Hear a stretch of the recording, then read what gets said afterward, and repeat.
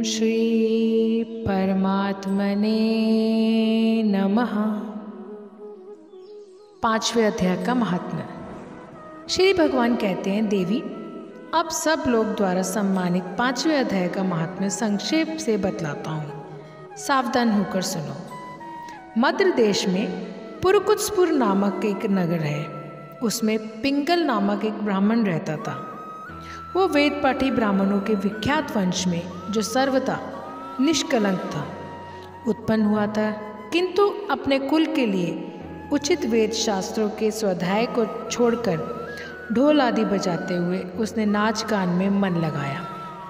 गीत, नृत्य और बाजा बजाने की कला में परिश्रम करके पिंगल ने बड़ी प्रसिद्धि प्राप्त कर ली और उसी से उसका राजभवन में भी प्रवेश हो गया। अब वो राजा के साथ रहने लगा और पराई स्त्रियों को बुला बुलाकर उनका उपयोग करने लगा। स्त्रियों के सिवा और कहीं उसका मन नहीं लगता था।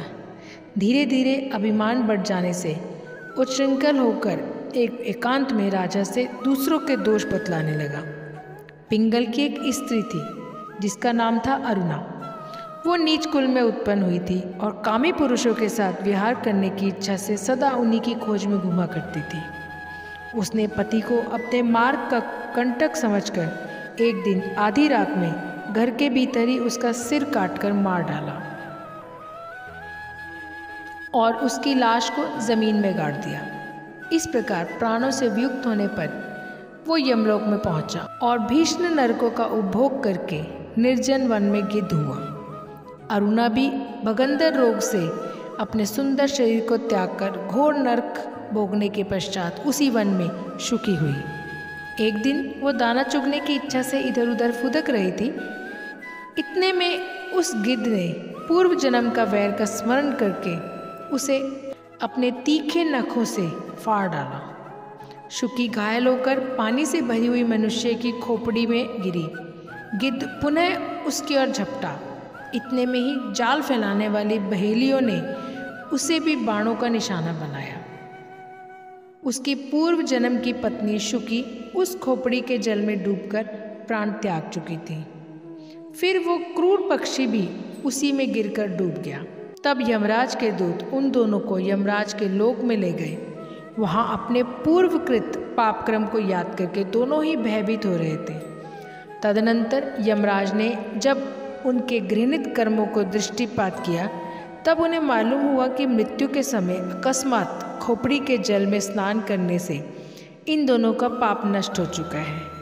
तब उन्होंने उन दोनों के मनवांचित लोक में जाने की आज्ञा दी।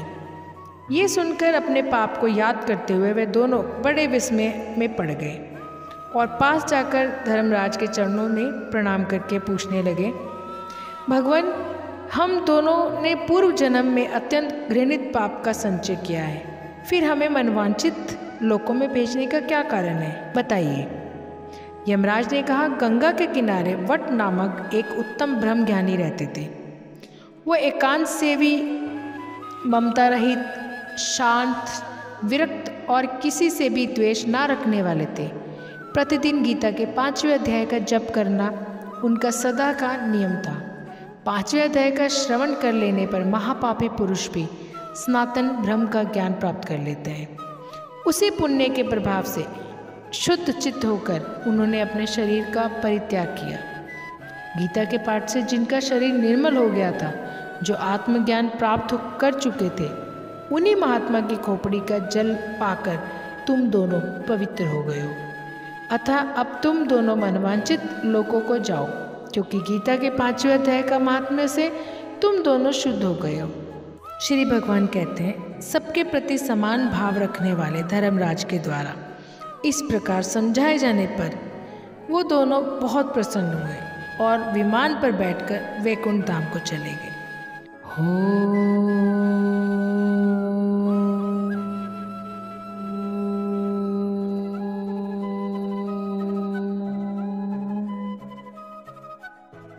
जय श्री कृष्ण।